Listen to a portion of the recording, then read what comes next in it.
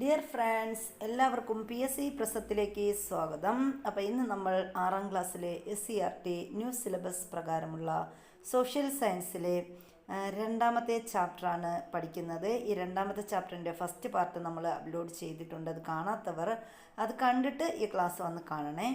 അതുപോലെ തന്നെ നമ്മൾ പാർട്ട് 2 ആണ് ഇവിടെ ചെയ്യുന്നത്. അപ്പോൾ നമ്മുടെ ക്ലാസ്സുകൾ ഇഷ്ടപ്പെട്ടാൽ ലൈക്ക് ചെയ്യാൻ മറക്കരുത്. അതുപോലെ വേണ്ടപ്പെട്ടവരിലേക്കൊന്ന് ഷെയർ ചെയ്ത് കൂടി കൊടുക്കുക.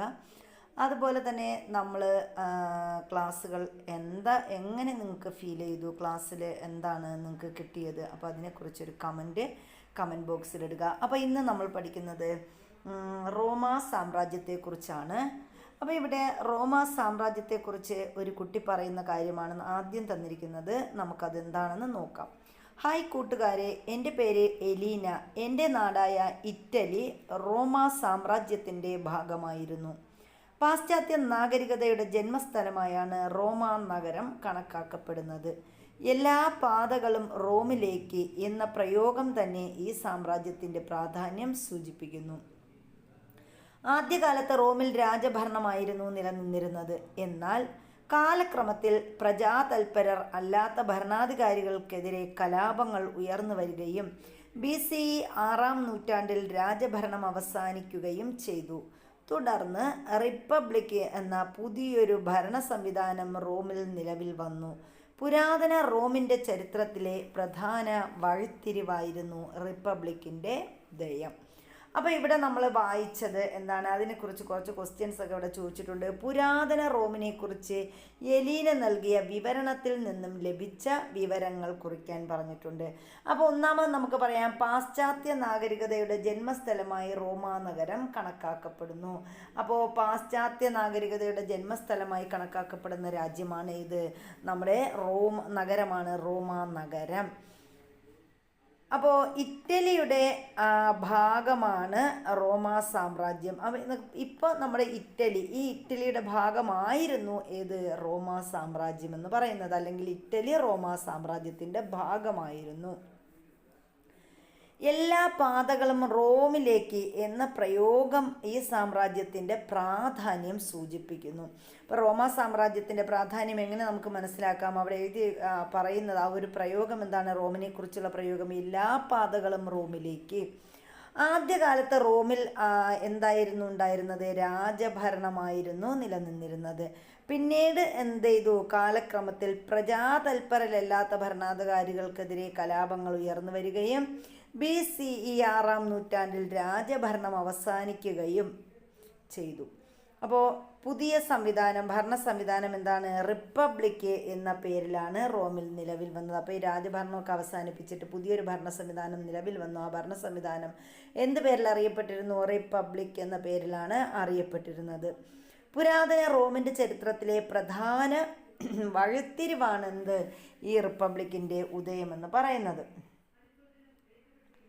ഇനി റിപ്പബ്ലിക്കൻ ഭരണ സംവിധാനത്തിൽ രാജാവിന് പകരം കോൺസൽ എന്നറിയപ്പെട്ടിരുന്ന തിരഞ്ഞെടുക്കപ്പെട്ട ഉദ്യോഗസ്ഥർക്കായിരുന്നു ഭരണ ചുമതല. അപ്പോൾ രാജാവ് ഭരിക്കുമ്പോൾ രാജാവാണ് ഭരണത്തലവൻ എന്ന് പറയുന്നത് പോലെ ഈ റിപ്പബ്ലിക് എന്ന ആശയം നിലവിൽ വന്നപ്പോൾ അവിടുത്തെ ഭരണാധികാരി അറിയപ്പെട്ടിരുന്ന പേര്, രാജാവിന് പകരം അറിയപ്പെട്ടിരുന്നത് എന്താണ്, കോൺസൽ എന്നാണ് അറിയപ്പെട്ടിരുന്നത്. തിരഞ്ഞെടുക്കപ്പെട്ട ഉദ്യോഗസ്ഥർക്കായിരുന്നു ഭരണ ചുമതല ഉണ്ടായിരുന്നത്.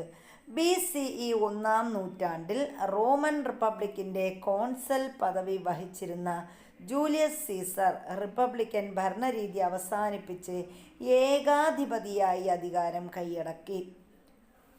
അപ്പോൾ നമുക്ക് ഇവിടെ നിന്ന് 1-2 ക്വസ്റ്റ്യൻസ് ഇവിടെ വന്നിട്ടുണ്ട്. എന്താണ്, BC 1ാം നൂറ്റാണ്ടിൽ റോമൻ റിപ്പബ്ലിക്കിൻ്റെ കോൺസൽ പദവി വഹിച്ചിരുന്നത് ആരാ, ജൂലിയസ് സീസറാണ്. അപ്പോൾ ജൂലിയസ് സീസർ നമ്മുടെ റിപ്പബ്ലിക്കൻ കോൺസൽ പദവി വഹിച്ചിരുന്നത് ഏത് നൂറ്റാണ്ടിലാണെന്ന് ചോദിച്ചാൽ നമുക്ക് പറയാം BC 1ാം നൂറ്റാണ്ടിലാണ്. ഈ ജൂലിയസ് സീസർ റിപ്പബ്ലിക്കൻ ഭരണരീതി അവസാനിപ്പിച്ചിട്ട് എന്ത് ചെയ്തു, ജൂലിയസ് സീസർ റിപ്പബ്ലിക്കൻ ഭരണരീതി അവസാനിപ്പിച്ച് പിന്നീട് എന്ത് ചെയ്തു, ഏകാധിപതിയായിട്ട് അധികാരം കീഴടക്കി. അപ്പോൾ റോമിലെ ഏകാധിപതിയായ ചക്രവർത്തിയായിരുന്നു ജൂലിയസ് സീസർ എന്ന് പറയുന്നത്. അഗസ്ത്യസിൻ്റെ ഭരണകാലത്താണ് റോമൻ റിപ്പബ്ലിക്ക് പൂർണ്ണമായും റോമ സാമ്രാജ്യമായി മാറിയത്. അപ്പോൾ ഈ റോമൻ റിപ്പബ്ലിക്ക് എന്ത് ചെയ്തു? അഗസ്ത്യസ് സീസറിൻ്റെ ഭരണകാലത്ത് റോമൻ റിപ്പബ്ലിക്ക് പൂർണ്ണമായിട്ടും എന്തായി മാറി? റോമ സാമ്രാജ്യമായി മാറി. ഇതോടെ ചക്രവർത്തി പരമോന്നത ഭരണാധികാരിയായി മാറി. അപ്പോൾ റോം ഒരു സാമ്രാജ്യമായപ്പോൾ എന്ത് ചെയ്തു? അവിടുത്തെ ഭരണാധികാരിയായി അവരോധിതനായി ചക്രവർത്തി മാറി, അല്ലെങ്കിൽ അവരോധിതനായി. ഇനി നമ്മൾ പറയുന്നത് ഇവിടുത്തെ കുറച്ച് റോമൻ സാമ്രാജ്യത്തിൻ്റെ സവിശേഷതകളെ കുറിച്ചാണ്. അപ്പോൾ ഒരു 4-5 പോയിന്റ് ഉണ്ട് റോമൻ സാമ്രാജ്യത്തിൻ്റെ സവിശേഷതകളെ കുറിച്ച്. അതിലൊന്നാമത്തേത്, യൂറോപ്പ്, വടക്കൻ ആഫ്രിക്ക, പടിഞ്ഞാറൻ ഏഷ്യ എന്നിവിടങ്ങളിൽ വ്യാപിച്ചിരുന്ന വിശാലമായ സാമ്രാജ്യമായിരുന്നു റോം എന്ന് പറയുന്നത്. അപ്പോൾ ഏതൊക്കെ ഭാഗത്തേക്കാണ് റോം സാമ്രാജ്യം വ്യാപിച്ചിരുന്നതെന്ന് ചോദിച്ചാൽ നമുക്ക് പറയാം. യൂറോപ്പ്, വടക്കൻ ആഫ്രിക്ക, പടിഞ്ഞാറൻ ഏഷ്യ എന്നിവിടങ്ങളിൽ വ്യാപിച്ചിരുന്ന വിശാലമായ സാമ്രാജ്യമാണ് റോമ സാമ്രാജ്യം. റോമൻ ചക്രവർത്തിമാർ പ്രിൻസപ്പ് അല്ലെങ്കിൽ പ്രഥമ പൗരൻ എന്നറിയപ്പെട്ടു. അപ്പോൾ റോമൻ ചക്രവർത്തിമാർ അറിയപ്പെട്ടിരുന്ന പേരാണ് പ്രിൻസപ്പ് അഥവാ പ്രഥമ പൗരൻ. പ്രിൻസപ്പ് തലവനായ റോമൻ ഭരണ സംവിധാനം പ്രിൻസിപ്പേറ്റ് എന്നറിയപ്പെട്ടു. അപ്പോൾ നമ്മൾ പറഞ്ഞു റോമൻ ചക്രവർത്തി അറിയപ്പെട്ട പേര് പ്രിൻസപ്പാണ്. ഈ പ്രിൻസപ്പ് തലവനായ റോമൻ ഭരണ സംവിധാനം അറിയപ്പെട്ടിരുന്ന പേരെന്താണ്? പ്രിൻസിപ്പേറ്റ് എന്നാണ് റോമൻ ഭരണ സംവിധാനം അറിയപ്പെട്ടിരുന്നത്, പ്രിൻസിപ്പേറ്റ്. അഗസ്ത്യസ് ആണ് പ്രിൻസിപ്പേറ്റ് ഭരണ സംവിധാനം സ്ഥാപിച്ചത്. അപ്പോൾ പ്രിൻസിപ്പേറ്റ് എന്ന ഭരണ സംവിധാനം സ്ഥാപിച്ചത് ആര് എന്ന് ചോദിച്ചാൽ ആരാ? അഗസ്ത്യസ് സീസറാണ്. അഗസ്ത്യസ് ആണ്. വേതനം കൈപ്പറ്റി സേവനം ചെയ്ത ശക്തമായ സൈന്യം ഉണ്ടായിരുന്നു. അപ്പോൾ റോമാക്കാർക്ക് ശക്തമായൊരു സൈന്യം ഉണ്ടായിരുന്നു. ഈ സൈന്യത്തിൻ്റെ പ്രത്യേകത എന്താണ്? വേതനം കൈപ്പറ്റി സേവനം ചെയ്ത ശക്തമായ സൈന്യമാണ്. അവരെന്ത് ചെയ്തു? ജോലി ചെയ്യുന്നതിന് കൂലി എന്ന് പറഞ്ഞതുപോലെ സൈന്യത്തിൻ്റെ ജോലി ചെയ്യുമ്പോൾ അവരെന്ത് ചെയ്തു? വേതനം കൈപ്പറ്റി സേവനം ചെയ്തിരുന്നു. ഇനി നമ്മൾ പറയുന്നത് റോമിൻ്റെ സാംസ്കാരിക സംഭാവനകളെക്കുറിച്ചാണ്. ഭാഷ, സാഹിത്യം, കല, നഗരാസൂത്രണം തുടങ്ങിയ മേഖലകളിലെല്ലാം റോമിൻ്റെ സംഭാവനകൾ നിലനിൽക്കുന്നുണ്ട്. ജലവിതരണത്തിനായി നിർമ്മിക്കപ്പെട്ട കമാനാകൃതിയിലുള്ള കനാലുകളായ അക്വിഡക്റ്റുകൾ. അപ്പോൾ നമ്മുടെ അവിടെ ഒരു ക്വസ്റ്റ്യൻ ഉണ്ട്, നമുക്ക് പറയാം. ജലവിതരണത്തിനായി റോമിൽ നിർമ്മിക്കപ്പെട്ട കമാനാകൃതിയിലുള്ള കനാലുകൾ അറിയപ്പെട്ടിരുന്ന പേരാണ് എന്ത്?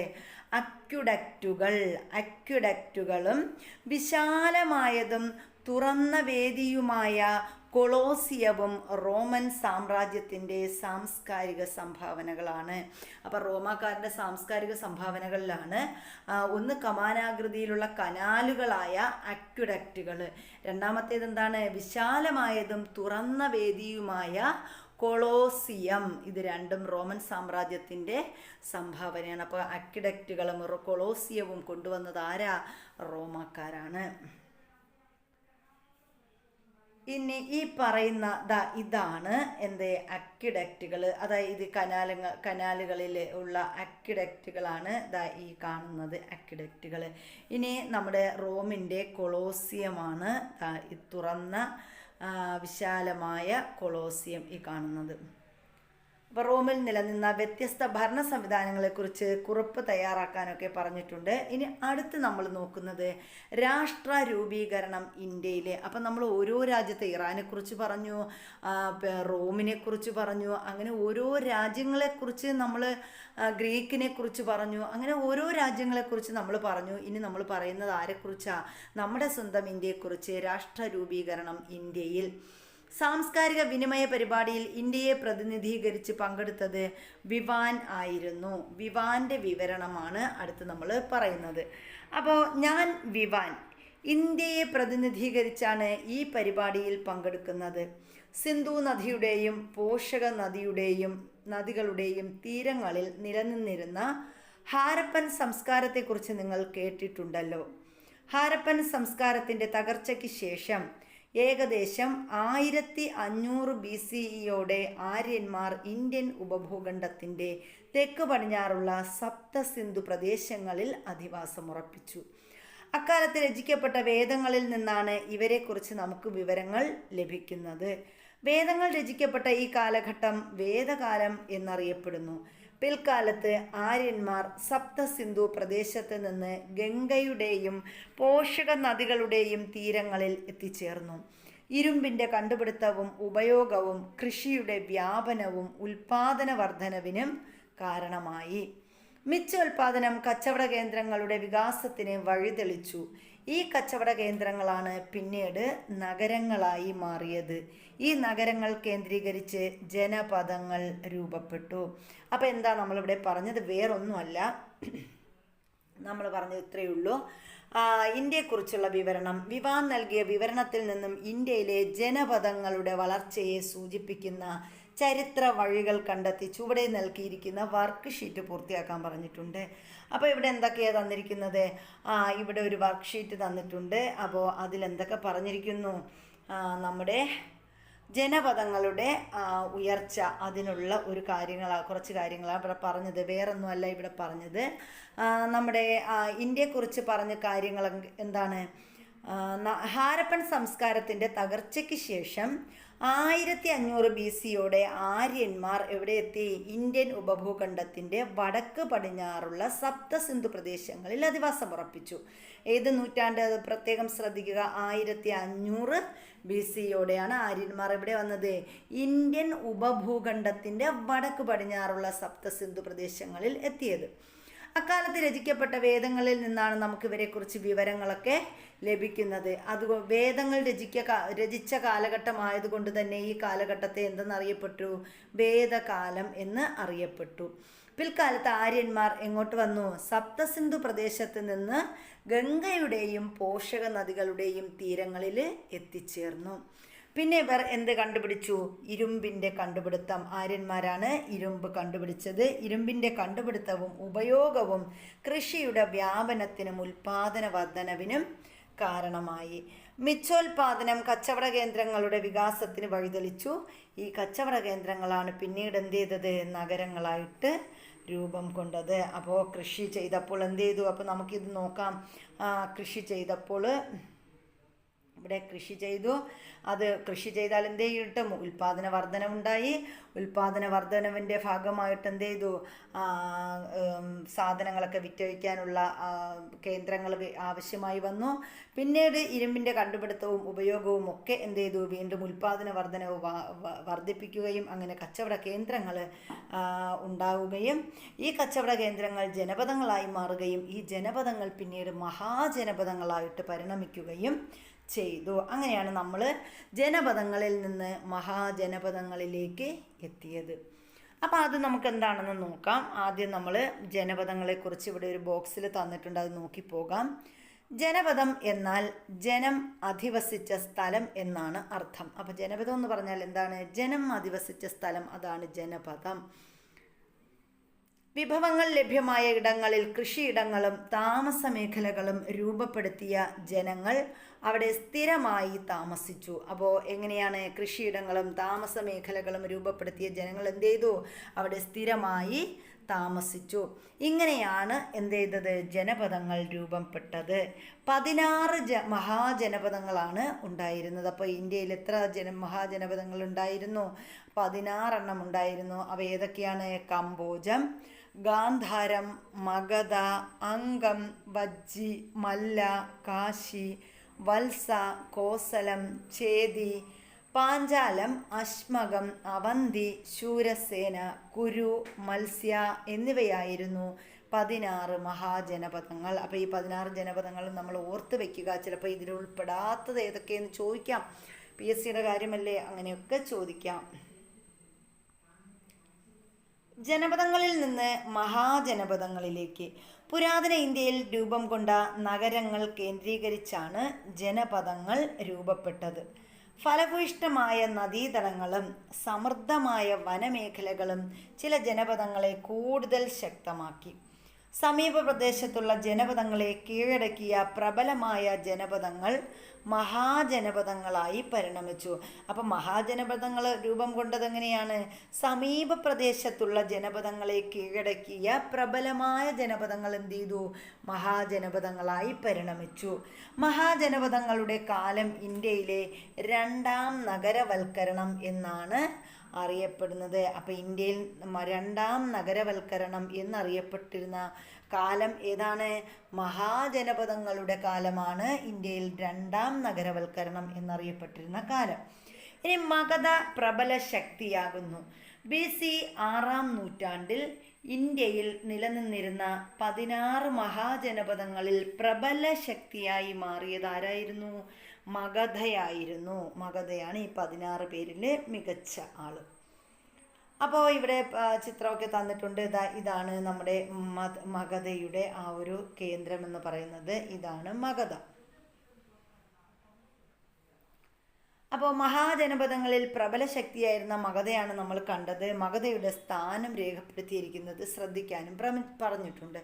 പ്രബലമായ ഒരു മഹാജനമാകുന്നതിന് മുമ്പ് മഗധയെ സഹായിച്ച, അല്ലെങ്കിൽ പ്രബലമായ ഒരു മഹാജനമാകുന്നതിന് മഗധയെ സഹായിച്ച ഘടകങ്ങൾ എന്തെല്ലാമെന്ന് ചോദിച്ചാൽ നമുക്ക് പറയാം. ഇവിടെ തന്നിട്ടുണ്ട് മഗധയുടെ വളർച്ചയ്ക്ക് സഹായകമായ ഘടകങ്ങൾ. അതിലൊന്നാമത്തേത് ശക്തമായ ഭരണാധികാരികളും ശക്തമായ സൈന്യവും. നമ്മൾ പറഞ്ഞു വേതനം പറ്റിയിട്ട്, നമ്മൾ റോമാ സാമ്രാജ്യത്തിൻ്റെ കാര്യം പറഞ്ഞു വേതനം പറ്റി സൈന്യം എന്ത് ചെയ്യുന്നു?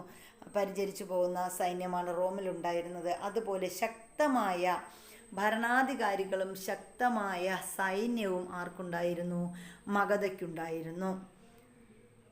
ഇരുമ്പയിരിൻ്റെ സാന്നിധ്യം ഇരുമ്പായുധങ്ങളുടെയും ഉപകരണങ്ങളുടെയും നിർമ്മാണവും ഉപയോഗവും എന്ത് ചെയ്തു? മഗധയുടെ വളർച്ചയ്ക്ക് കാരണമായി. അപ്പോൾ അവിടെ ഇരുമ്പയിരിൻ്റെ സാന്നിധ്യം ഉണ്ടായിരുന്നു. അതെന്ത് ചെയ്തു? ഇരുമ്പായുധങ്ങളുടെയും ഉപകരണങ്ങളുടെയും വളർച്ചയ്ക്കും നിർമ്മാണവും ഉപയോഗവും വളരുന്നതിന് കാരണമായി. പിന്നെ നമ്മൾ പറയുന്നു ഗംഗയുടെയും പോഷക നദികളുടെയും സാമീപ്യം കൊണ്ടുണ്ടായ ഫലഭൂയിഷ്ഠത. അപ്പോൾ ഗംഗാനദിയുടെ തീരത്താണ് നമ്മൾ ഈ പറഞ്ഞ മഗധ എന്ന് പറയുന്നത്. അപ്പോൾ ഗംഗാനദിയുടെയും അതിൻ്റെ കൈവഴികൾ, പോഷക നദികളുടെയും സമീപ്യം, ആ ഒരു സാമീപ്യം എന്ത് ചെയ്തു? അവർക്ക് ഫലഭൂയിഷ്ഠമായ ഒരു മണ്ണ് നൽകി. കാർഷിക മേഖലയിലും വാണിജ്യ രംഗത്തും ഉണ്ടായ പുരോഗതി. അപ്പോൾ കൃഷിയൊക്കെ വികസിച്ചപ്പോൾ കാർഷിക മേഖല തന്നെ എന്ത് ചെയ്തു? വികസിച്ചു, പുരോഗതി പ്രാപിച്ചു. അങ്ങനെ വാണിജ്യ രംഗത്തും പുരോഗതിയുണ്ടായി. അപ്പോൾ കാർഷിക മേഖലയും വാണിജ്യവും ഒക്കെ പുരോഗതി പ്രാപിച്ചു. ഇങ്ങനെയാണ് എന്ത് ചെയ്തത്? മഗധയുടെ വളർച്ച എന്ന് പറയുന്നത്. തുടക്കത്തിൽ രാജഗൃഹയും, അതായത് ബീഹാറിലെ രാജ്ഗീർ, അതാണ് രാജഗൃഹ ആയിട്ട് പറയുന്നത്. പിന്നീട് പാടലീപുത്രവും പാട്നയും ആയിരുന്നു മഗധയുടെ തലസ്ഥാനങ്ങൾ. അപ്പം മഗധയുടെ ആദ്യ തലസ്ഥാനം എവിടെയെന്ന് ചോദിച്ചാൽ നമുക്ക് പറയാം. എവിടെയാണ്? രാജഗൃഹമായിരുന്നു മഗധയുടെ തലസ്ഥാനം. ഈ രാജഗൃഹം എവിടെയാണ്? ബീഹാറിലെ രാജ്ഗീറിലാണ് രാജഗൃഹം. പിന്നീട് ഇവരുടെ തലസ്ഥാനം എങ്ങോട്ടേക്ക് മാറ്റി? പാടലീപുത്രത്തിലേക്ക് മാറ്റി.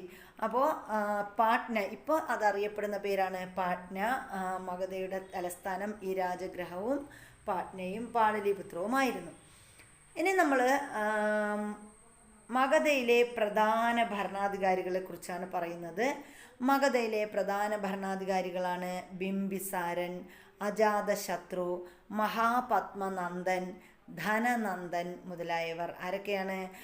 ബിംബിസാരനുണ്ട്, അജാതശത്രുവുണ്ട്, മഹാപത്മനന്ദനുണ്ട്, ധനനന്ദൻ. ഇവരൊക്കെയാണ് മഗധയിലെ പ്രധാന ഭരണാധികാരികൾ. ഇനി നമ്മൾ പറയുന്നത് മൗര്യ സാമ്രാജ്യത്തെക്കുറിച്ചാണ്. BCE 321 മഗധയിലെ ഭരണാധികാരിയായിരുന്ന ധനനന്ദനെ പരാജയപ്പെടുത്തി ചന്ദ്രഗുപ്ത മൗര്യൻ മഗധയുടെ അധികാരം പിടിച്ചെടുത്തു. അപ്പോൾ എന്താ സംഭവിച്ചത്? BCE 321 ആയപ്പോൾ മഗധയിലെ ഭരണാധികാരിയായിരുന്ന ധനനന്ദനെ ആര് പരാജയപ്പെടുത്തി? ചന്ദ്രഗുപ്ത മൗര്യൻ പരാജയപ്പെടുത്തിയിട്ട് മഗധയുടെ അധികാരം പിടിച്ചെടുത്തു.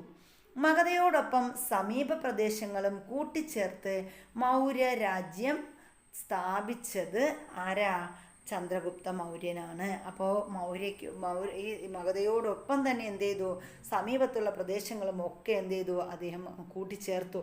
എന്നിട്ട് ഒരു സാമ്രാജ്യം അങ്ങ് സ്ഥാപിച്ചു. ആ സാമ്രാജ്യത്തിൻ്റെ പേരാണ് മൗര്യ സാമ്രാജ്യം.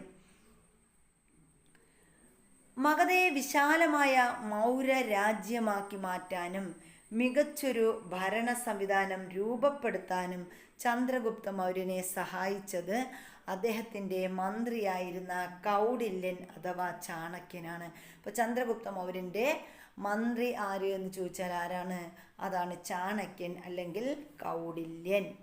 മൗര്യ സാമ്രാജ്യത്തിലെ മികച്ച ഭരണാധികാരിയായിരുന്ന അശോകൻ കാശ്മീരും കലിംഗവും, അതായത് ഇന്നത്തെ ഒഡീഷയുടെ കടലോര പ്രദേശം, അതാണ് കലിംഗം എന്ന് പറയുന്നത്. ഇതൊക്കെ എന്ത് ചെയ്തു, കീഴടക്കി രാജ്യത്തിൻ്റെ വിസ്തൃതി വർദ്ധിപ്പിച്ച ഭൂപടമാണ് മൗര്യ സാമ്രാജ്യത്തിൻ്റെ വിസ്തൃതി. നമുക്ക് നോക്കുകയാണെങ്കിൽ ഇതാ ഈ ഒരു സാമ്രാജ്യം ഇത് കാണുകയാണെങ്കിൽ ഇദ്ദേഹം എന്ത് ചെയ്തു, ഒരുപാട് പ്രദേശങ്ങൾ കൂട്ടിച്ചേർത്തു. അങ്ങനെ മൗര്യ രാജ്യത്തിലെ മികച്ച ഭരണാധികാരിയായിരുന്നു ആര്? അശോകൻ. അദ്ദേഹം എന്ത് ചെയ്തു, കാശ്മീരും കലിംഗവും ഒക്കെ ഏത് രാജ്യത്തോട് കൂട്ടിച്ചേർത്തു? നമ്മുടെ മൗര്യ രാജ്യത്തോട് കൂട്ടിച്ചേർത്തിട്ട് മൗര്യ സാമ്രാജ്യത്തിൻ്റെ വിസ്തൃതി അങ്ങ് വർദ്ധിപ്പിച്ചു. ഇനി ഇവിടെ ഒരു കാര്യം തന്നിട്ടുണ്ട്, ഒരു ബോക്സിൽ കൗടില്യൻ്റെ അർത്ഥശാസ്ത്രത്തെക്കുറിച്ച് പറഞ്ഞിട്ടുണ്ട്. മൗര്യ രാജ്യത്തെക്കുറിച്ച് നമുക്ക് വിവരങ്ങൾ ലഭിക്കുന്നത് കൗടില്യൻ രചിച്ച അർത്ഥശാസ്ത്രത്തിൽ നിന്നാണ്. രാജാവ് ഭരണം നടത്തേണ്ടതും രാജ്യവിസ്തൃതി വർദ്ധിപ്പിക്കേണ്ടതും എങ്ങനെയാണെന്ന് ഈ കൃതിയിൽ വിവരിക്കുന്നുണ്ട്. രാജ്യത്തെ ആക്രമണങ്ങളിൽ നിന്ന് രക്ഷിക്കേണ്ട വിധം, നികുതി ഈടാക്കൽ എന്നിവയെക്കുറിച്ചെല്ലാം വിശദമായ വിവരണങ്ങൾ നൽകുന്ന ഗ്രന്ഥമാണ് ഏത്? അർത്ഥശാസ്ത്രം. ആരാ അർത്ഥശാസ്ത്രത്തിൻ്റെ കർത്താവ്? അത് കൗടില്യൻ, അല്ലെങ്കിൽ ആരാ? അദ്ദേഹത്തിൻ്റെ മറ്റൊരു പേരാണ് ചാണക്യൻ. പ്രാചീന ഇന്ത്യയിലെ ദർശനങ്ങൾ. ഇനി നമ്മൾ നോക്കുന്നത് പ്രാചീന ഇന്ത്യയിലെ ദർശനങ്ങളെക്കുറിച്ചാണ്. പ്രാചീന ഇന്ത്യയിലുണ്ടായ ആദ്യകാല രാഷ്ട്ര രൂപീകരണം നാം കണ്ടു. ഇനി ഈ കാലഘട്ടത്തിൽ രൂപം കൊണ്ട ചില ദർശനങ്ങളാണ് നമ്മൾ പറയുന്നത്. അതിലൊന്നാമത്തേതാണ് ജൈനമതം. BC 6-ാം നൂറ്റാണ്ടിൽ ഇന്ത്യയിൽ രൂപം കൊണ്ട ദർശനമായിരുന്നു ജൈനമതം. അപ്പോൾ BC 6-ാം നൂറ്റാണ്ടിലാണ് ഇന്ത്യയിൽ എന്ത് രൂപം കൊണ്ടത്? ജൈനമതം രൂപം കൊണ്ടത്.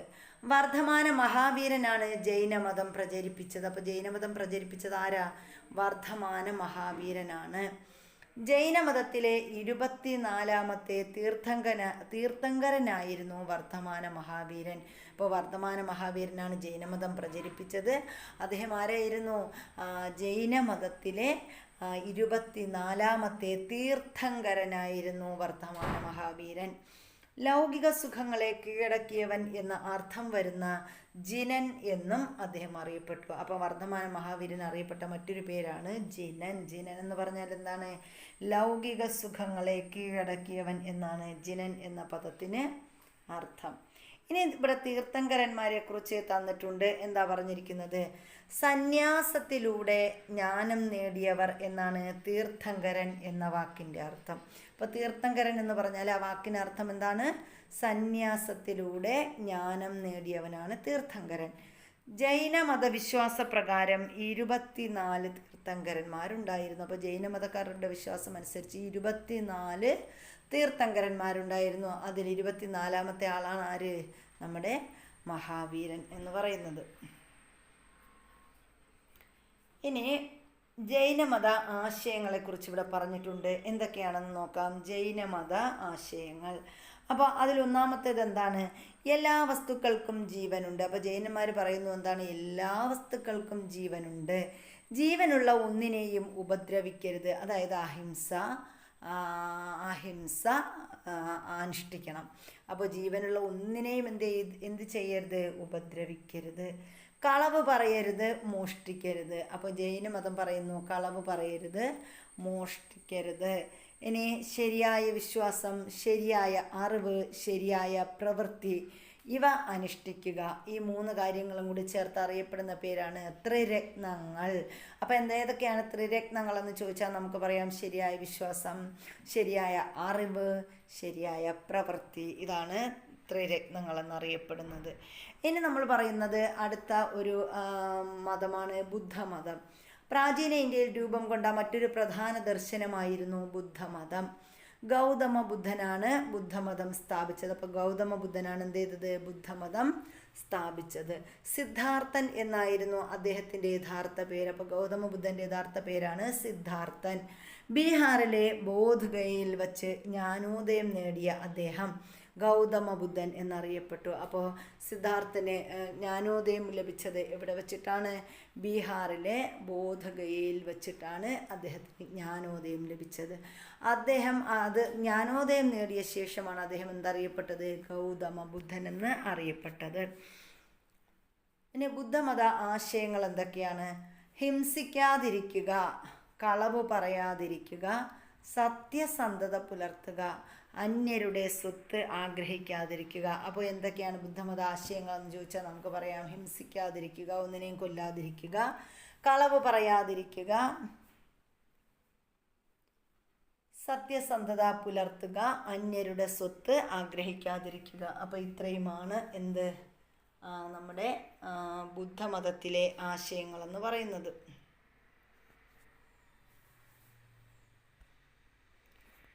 ഇനി നമ്മൾ പറയുന്നത് ജൈനമതത്തിൻ്റെയും ബുദ്ധമതത്തിൻ്റെയും ആശയങ്ങളുടെ പൊതു സവിശേഷത വിശകലനം ചെയ്യാൻ കുട്ടികൾക്കാണത്.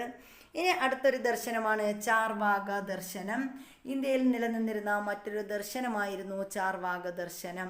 ഈ ദർശനം ലോകായത എന്നും അറിയപ്പെട്ടിരുന്നു. അപ്പോൾ ഇന്ത്യയിൽ നിലനിന്നിരുന്ന മറ്റൊരു ദർശനമാണ് ചാർവാക ദർശനം.